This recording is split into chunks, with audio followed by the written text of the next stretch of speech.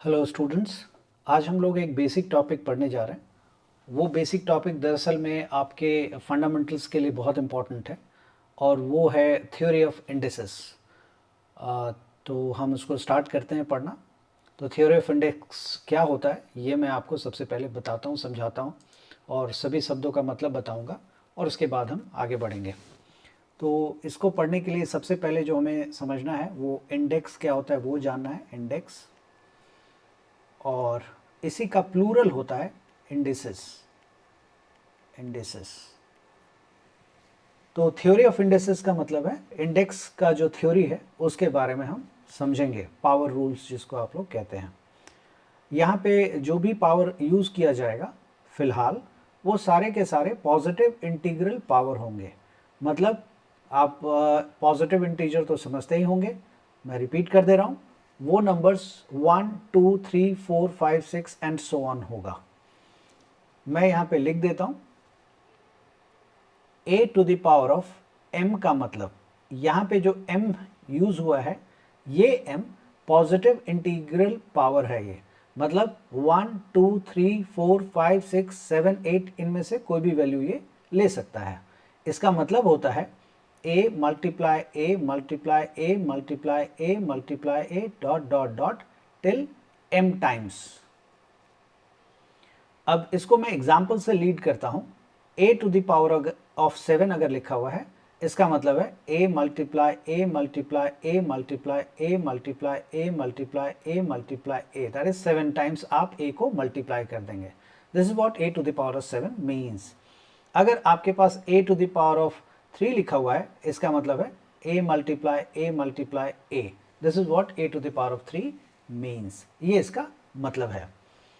तो इसी तरह से अगर ए यहाँ पे जितनी भी आपको प्रॉपर्टी बताई जाएगी या आप इसको थ्योरम भी कह सकते हैं, ये सारे के सारे इंटेलिजिबली इसको प्रूव किया जा सकता है। मतलब जो तरीका से मैं आपको दिखा रहा हूँ उसी तरीके से हम आप इसको आप प्रूव कर सकते हैं और यही बेस्ट तरीका है समझने के लिए। तो मैं आपको दिखाता हूँ कि अगर a to the power of 3 multiplied by a to the power of 4 हो तो क्या आएगा इसका आंसर।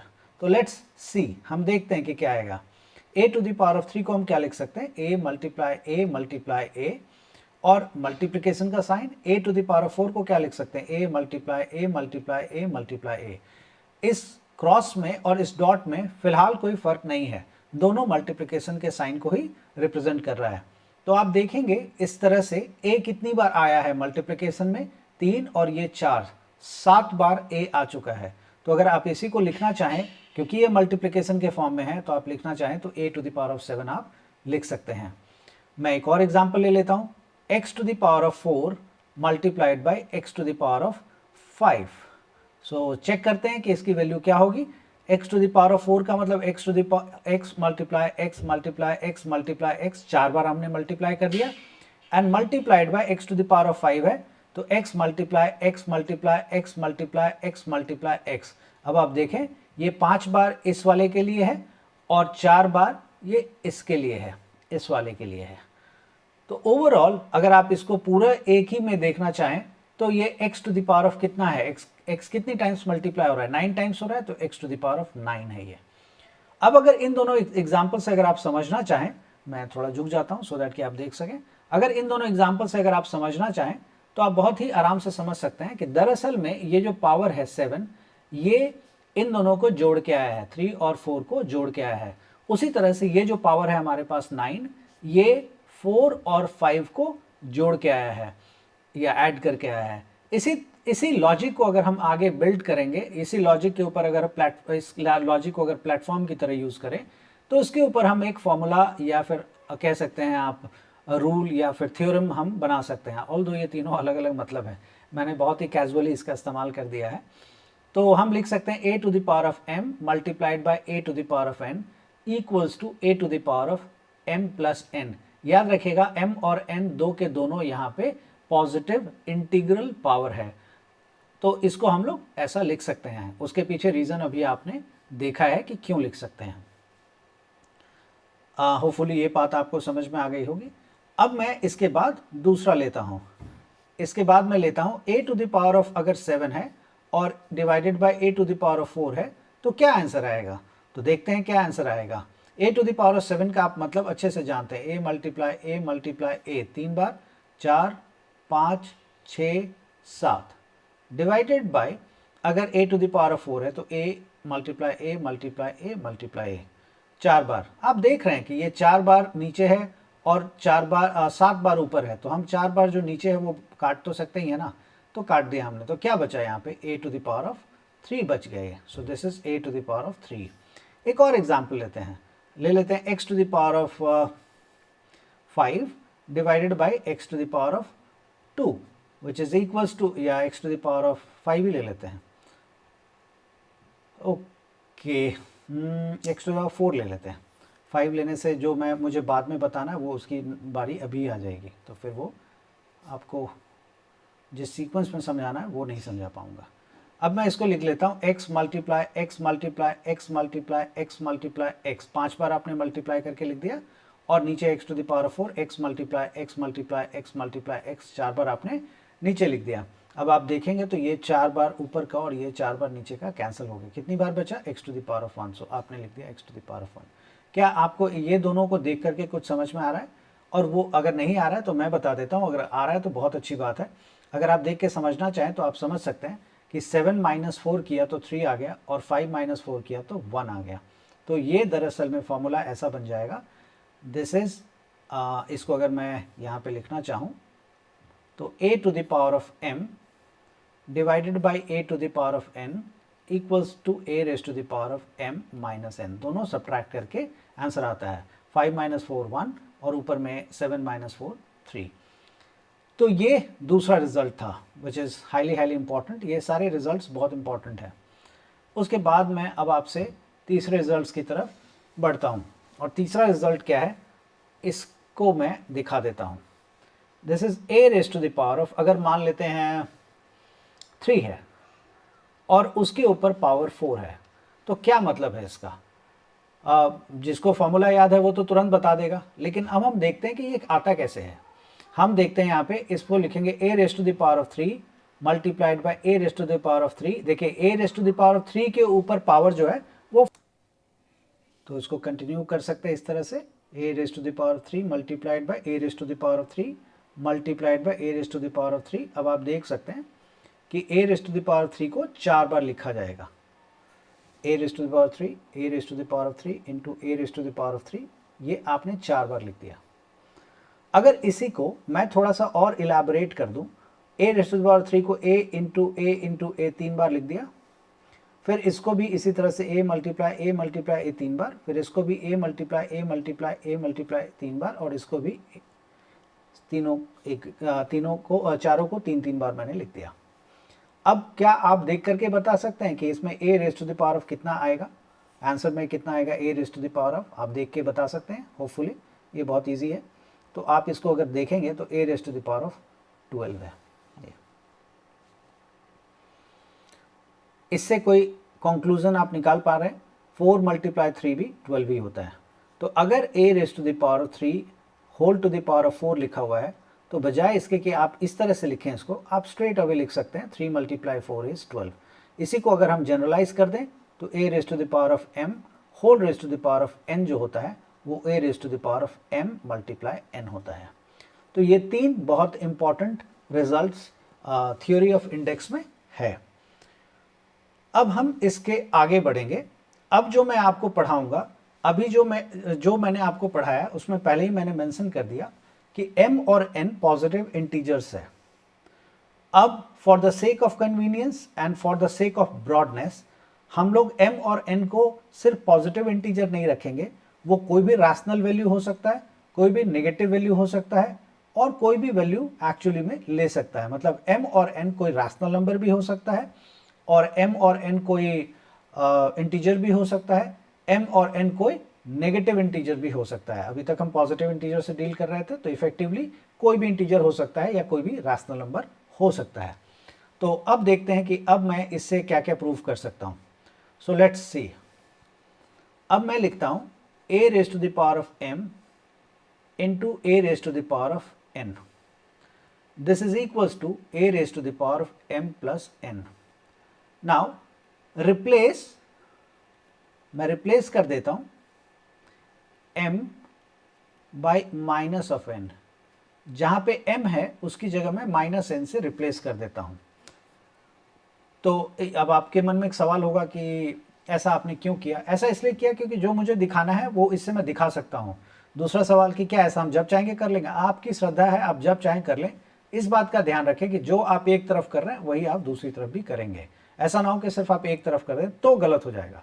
जो इधर कर रहे हैं वही दूसरी तरफ भी आप करेंगे अगर इक्वेशन है तो a raise to the power of m की जगह आप लिख देंगे minus n into a raise to the power of n equals to a raise to the power minus n plus n। अब ये हो जाएगा a raise to the power of minus n, जैसा रहने दें आप इसको, a raise to the power n equals to a raise to the power of minus n plus n क्या होता है? 0। ओके, अब हम लेते हैं a raise to the power of 0, anything raise to the power of 0 is 1, a raise to the power of 0 is equals to 1। ये भी कैसे आया वो भी मैं आपको दिखाता हूं। तो a raise to the power of n, a raise to the power minus n into a raise to the power of n equals to 1। Okay, तो इससे मैं एक कंक्लूजन ड्रॉ कर सकता हूं, a raise to the power of n equals to 1 upon a raise to the power of minus n, और a raise to the power of minus n इसको यहीं छोड़ देते हैं और ये मल्टीप्लाई में है तो ये इधर आके डिवाइड हो जाएगा, equals to 1 upon a raise to the power of n हो जाएगा। या आप यहाँ पे जो लिखा है उसको भी दोबारा एक्सप्लेन कर देता हूँ, a raise to the power of n जैसा है वैसे ही छोड़ दिया, इक्वल्स टू 1 अपॉन ये मल्टीप्लाई में इधर आके डिवाइड हो गया। तो ये बहुत इंटरेस्टिंग है, इसका इस्तेमाल बहुत ज़्यादा होगा, बहुत फ्रिक्वेंटली होगा, इसको आप ध्यान में रखें। इसके बाद मैं अब आपको नेक्स्ट वाला बताता हूँ। ओके, तो नेक्स्ट वाला ये है, नेक्स्ट वाला प्रूफ हमारे पास है a raise to the power of m into a raise to the power of n equals to a raise to the power of m plus n होता है, ये हम जानते हैं। मैं क्या करता हूँ, रिप्लेस कर देता हूँ, रिप्लेस m बाई 0। आप m को क्यों, आप n को भी रिप्लेस कर सकते हैं 0 से, आप किसी एक को कर दें, कोई दिक्कत नहीं है। a raise to the power of 0 into a raise to the power of n equals to a raised to the power of 0 plus n. This is a raised to the power of 0 into a raised to the power of n equals to a raised to the power of n. a raised to the power of 0 equals to a raised to the power of n। आप देख सकते हैं ये multiply हो रहा है, इसको अगर इधर लाएंगे तो क्या होगा, डिवाइड हो जाएगा, a raised to the power of n। अब a raised to the power of n और a raised to the power of n तो सेम ही होगा, कैंसिल हो जाएगा, क्या बचेगा 1। तो आप देख सकते हैं a raised to the power of 0 कितना बचा, 1 बचा मेरा। तो इससे मैंने a raise to the power of 0 1 क्यों आता है और कैसे आता है वो मैंने आपको दिखा दिया प्रूफ करके।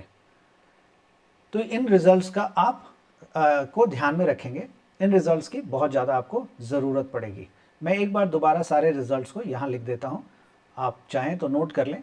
कुछ दिनों के बाद आपको मैं PDF के फॉर्म में जितने भी हैंड रिटन नोट्स होते हैं या इस तरह के जो सवाल होते हैं वो मैं आपको ज़रूर अपलोड कर दूंगा। कुछ समय और दीजिए आप मुझे, तब तक आप लोग वीडियो देख करके सीखते रहें। मैं सवालों के लिए कुछ दिन और लूँगा, उसके बाद सवाल भी पोस्ट करूँगा। तो अब मैं इसमें आपको कुछ जो थ्योरम्स मैंने लिखा है उसको मैं एक बार लिख देता हूँ। a raise to the power of m into a raise to the power of n equals to a raise to the power of m plus n, और रिवर्स भी होता है, अगर a raise to m plus n लिखा हुआ तो आप उसको a raise to m into a raise to n लिख सकते हैं। a raised to the power of n divided by a raised to the power of n equals to a raised to the power of m minus n। a raised to the power of 0 जो है 1 होता है, and anything raised to the power of a का मतलब यहाँ पे कुछ भी है, a raised to the power of m whole raised to the power of n equals to a raised to the power of m into n होता है। तो ये 4 थ्योरम आप रखें, इसकी आपको बहुत ज़्यादा ज़रूरत पड़ेगी कोई भी इंडेक्स से जुड़े हुए प्रॉब्लम को सॉल्व करने में। इसके बाद मैं अब आगे बढ़ता हूँ और कुछ सवाल मैं आपको बना के दिखाता हूँ, बहुत बेसिक सा सवाल है, वो मैं अब आपको सॉल्व करके दिखाता हूँ।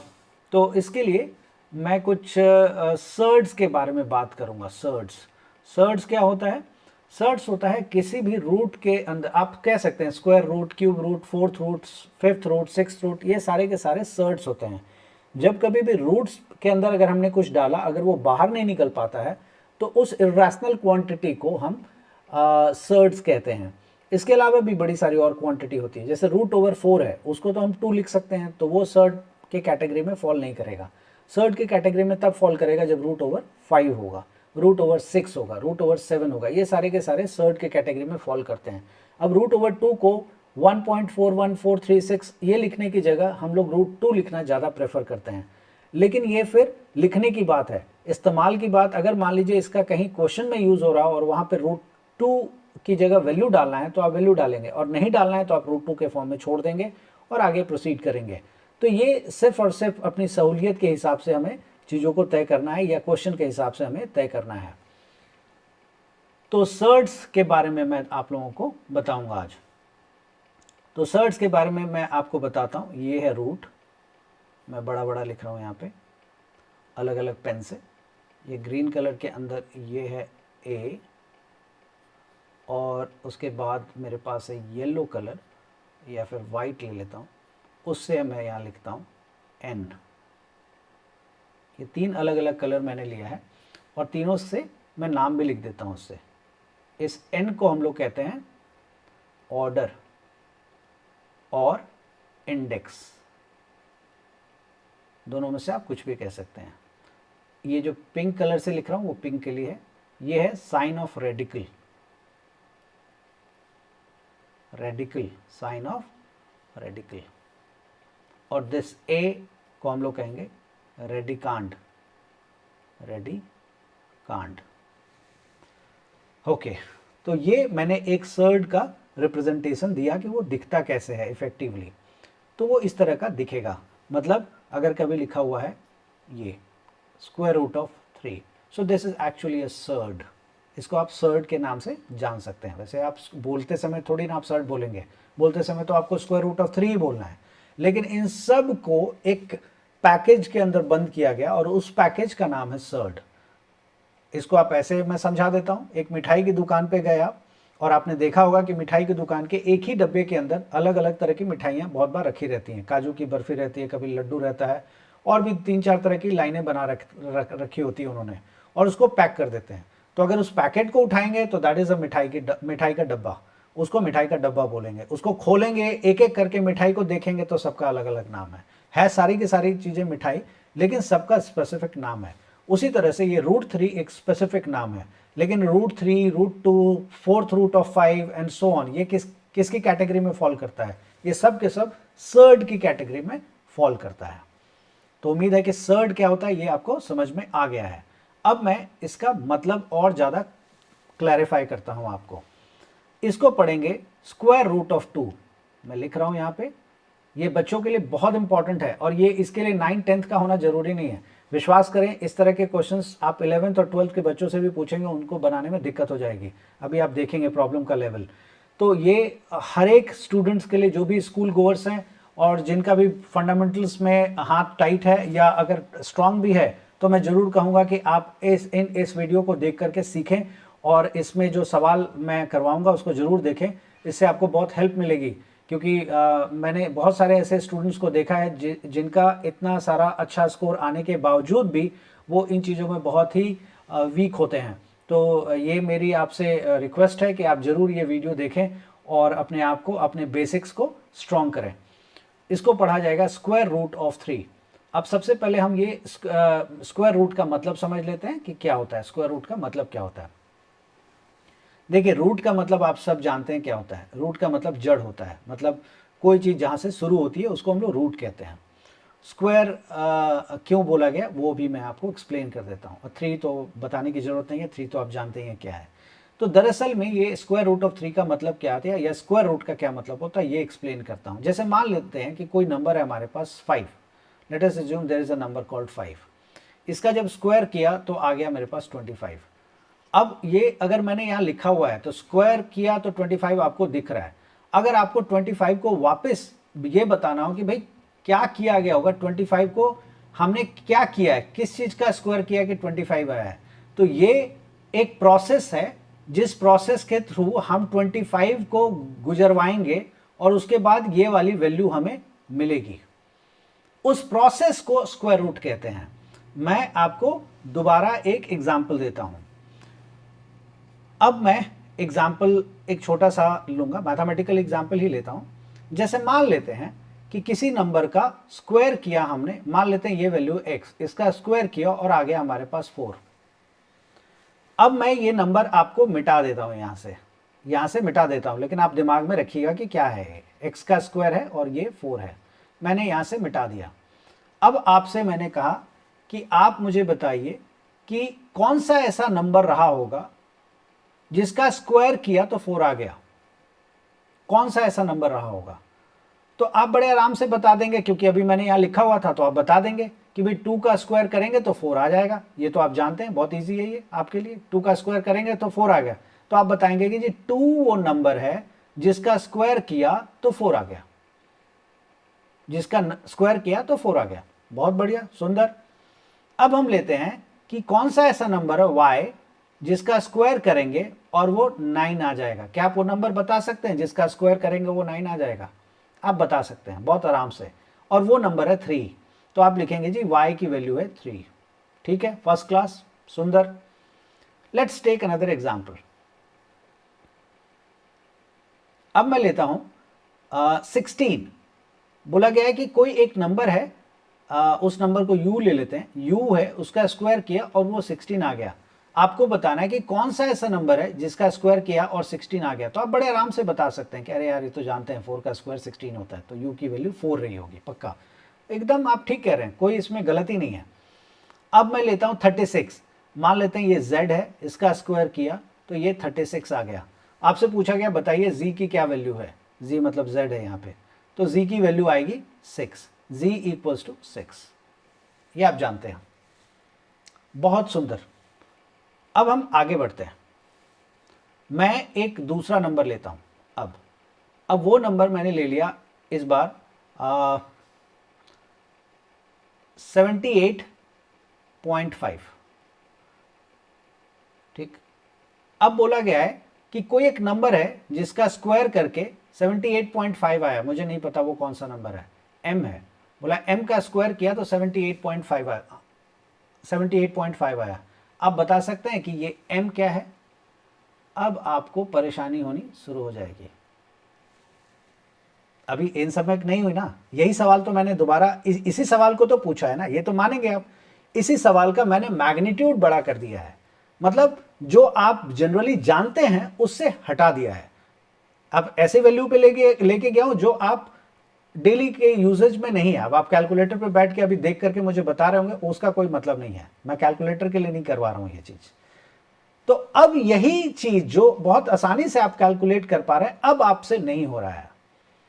जो अभी तक आप मन से कर पा रहे थे वो नहीं हो रहा है। मन से इसलिए कर पा रहे थे कि वो आप डेली रूटीन में देख रहे थे, जब से आप पढ़ रहे हैं तब से उसको मेरे ख्याल से 1000 बार आप देख चुके हैं, तो आपके दिमाग में वो घुस गया है। लेकिन ये वाला चीज आपके दिमाग में नहीं है, क्योंकि आप 1000 बार नहीं देख रहे हैं आपने, शायद पहली बार देख रहे हैं आपकी कि भाई इसका भी मुझे निकालना पड़ सकता है, इसीलिए आपको दिक्कत हो रही है।